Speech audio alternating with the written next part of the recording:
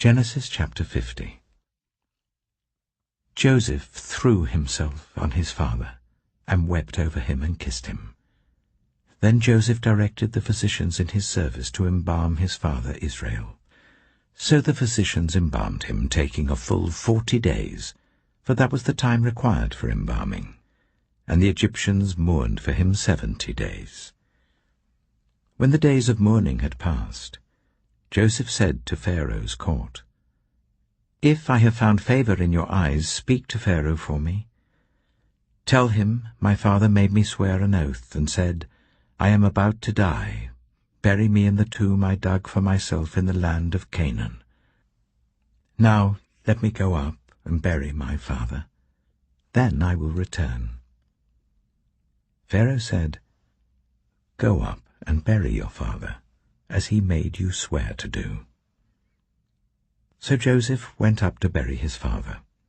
All Pharaoh's officials accompanied him, the dignitaries of his court and all the dignitaries of Egypt, besides all members of Joseph's household and his brothers and those belonging to his father's household.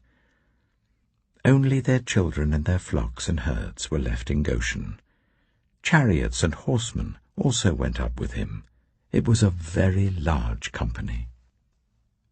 When they reached the threshing floor of Atad, near the Jordan, they lamented loudly and bitterly, and there Joseph observed a 7-day period of mourning for his father. When the Canaanites who lived there saw the mourning at the threshing floor of Atad, they said, "The Egyptians are holding a solemn ceremony of mourning." That is why that place near the Jordan is called Abel Mizraim. So Jacob's sons did as he had commanded them. They carried him to the land of Canaan and buried him in the cave of the field of Machpelah near Mamre, which Abraham had bought along with the field as a burial place from Ephron the Hittite. After burying his father, Joseph returned to Egypt, together with his brothers and all the others who had gone with him to bury his father. When Joseph's brothers saw that their father was dead, they said, "What if Joseph holds a grudge against us and pays us back for all the wrongs we did to him?" So they sent word to Joseph, saying, "Your father left these instructions before he died. This is what you are to say to Joseph. I ask you to forgive your brothers the sins and the wrongs they committed in treating you so badly. Now please forgive the sins of the servants of the God of your father."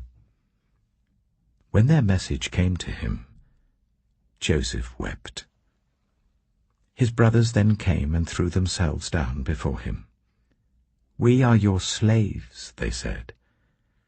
But Joseph said to them, "Don't be afraid. Am I in the place of God?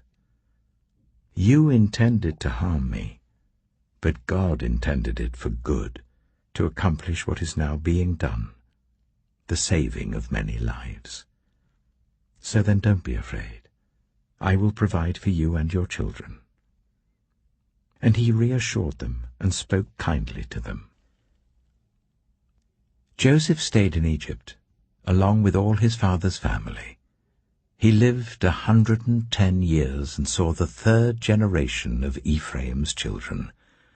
Also the children of Machir, son of Manasseh, were placed at birth on Joseph's knees.